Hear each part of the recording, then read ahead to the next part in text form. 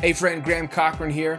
Let me ask you, do you feel the pressure to get as many clients or customers as possible? I know I do.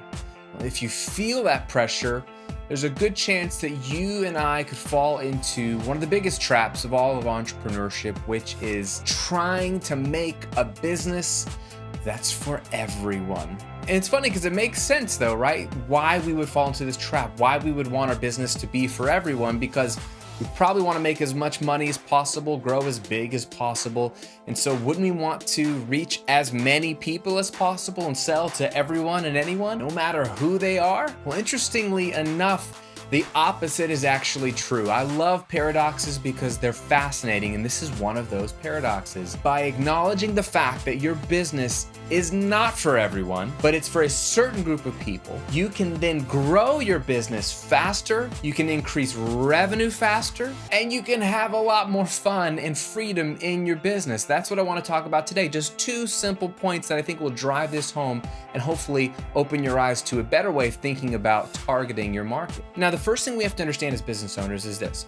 If you say that your business is for everyone, you're really for no one. If your business is for everyone, then really your business is for no one. Now, here's how this works. One of the keys to business growth is strategic marketing. Marketing is so important. And good marketing consists of the right messaging, powerful positioning throughout your website and sales copy, your overall brand aesthetic, and your overall communication style as a business. So when it comes to marketing, when brands try to reach everyone and have mass appeal, they end up having to water down their messaging, water down their marketing. So in reality, the mass appeal tends to be no appeal because it really isn't targeting anyone. For example, let's say that you are a clothing retailer, you sell clothes, and I am a 30-something male looking for some new, fresh clothing because I want to look good this year. So I get on your website, I've heard about your brand, and my first impression is your homepage. I see a bunch of images, a bunch of models, I see a bunch of your product on display, and I see some 30-something men wearing some cool clothing. I go, okay. Then I also see some 50-year-old women wearing some wide leg rompers.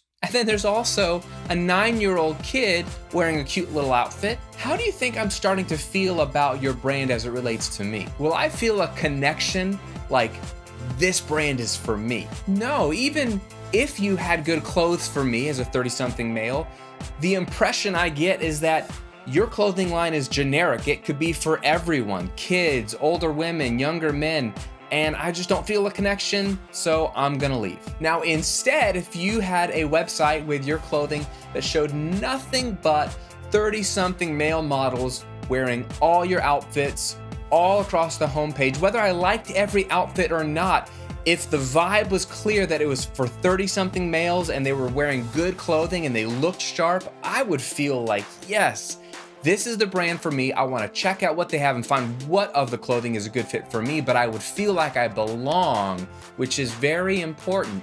You would make a lot more sales to 30-something men like me. Now, yes, you're probably thinking, but I would lose sales to 50-something women and families like moms and dads who are buying clothes for their 9-year-old kids.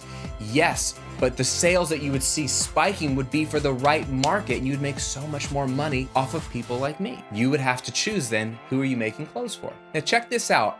Ironically, by catering to one specific target market in all your branding and marketing and products, you can still attract people in other markets that want to be your target market. A great example of this was the classic Apple iPod ads. So when the iPod first came out, it was a mind-blowing device, music in your pocket in a much more simplified way. And the branding for the iPod was very strategic. If you're old enough to remember, there was the silhouette campaign, right? You would see just silhouettes of young people dancing with the white earbuds in, holding a white iPod against a multicolor backdrop. And there was always some hit song, something really hip, whatever was new at the time playing in the ad, and they were always dancing, and it clearly was targeting young people in their teens, 20s. That was the hip, young vibe. That is what the iPod symbolized. So they sold a lot of iPods to young teenagers and 20-somethings, but guess what? Apple sold a ton of iPods to grandmas. Why? Because grandmas and 50-somethings and 40-somethings wanted to be the 20-something. They wanted to feel that feeling of being young and connected to hip music and just dancing and being alive. And that targeting, that branding, that niching focus on a target market was an appealing market that still attracted people from all other markets without them having to water down their messaging or spread themselves thin, and they sold a ton of product. Now, the other benefit of niching down, figuring out who your target market is and just focusing on them, is that it just makes your life easier. And it does this in 3 ways: in market research, content creation, and copywriting. So for example, if your market is everyone in the whole world, then how impossibly frustrating is it to do market research? A, it'll take you forever because there's so many types of people to research. And B, you'll never know what to make or sell or how to sell because everybody wants something completely different. But if you have a tightly defined niche, let's say female entrepreneurs in their 20s or busy dads who want to get in shape but don't have time to work out, then research becomes so much more easy. Now, this tightly defined niche also makes content creation easier, and creating content is actually the secret to getting more web traffic to your website, because when you know who your target market is and it's just this one specific group of people, then it's very easy to figure out what their biggest fear is, their biggest challenge, or their biggest hopes and dreams, and then make content tailor-suited, tailor-fit for them. It's going to be content they're looking for, typing it into Google and YouTube. It's going to be content that they consume and enjoy and identify with. It's going to be content that they want to share with others because it impacted them. You can't impact people with content unless you're speaking their language, and you can't speak their language unless you're speaking to a specific type of people. And finally, when it comes to selling your product or service, writing sales copy becomes a breeze. And selling is all about giving people what they want and communicating benefits over features. Now, this is near impossible when you're trying to sell to anyone and everyone, no matter how good you are as a copywriter. But it becomes virtually fail-proof when you have a clearly defined group of people that you're trying to reach. Why? Because you know what they want, you know what they're struggling with, you know how to communicate with them and what kind of words they use, so you don't have to overthink it. You just speak back to them the way they speak, and they will connect with it. Let me give you an example. Imagine for a second that you are a dad and you are a busy father of 3 and you want to get into shape. You don't feel good about the way you look. You know you got to do something about it.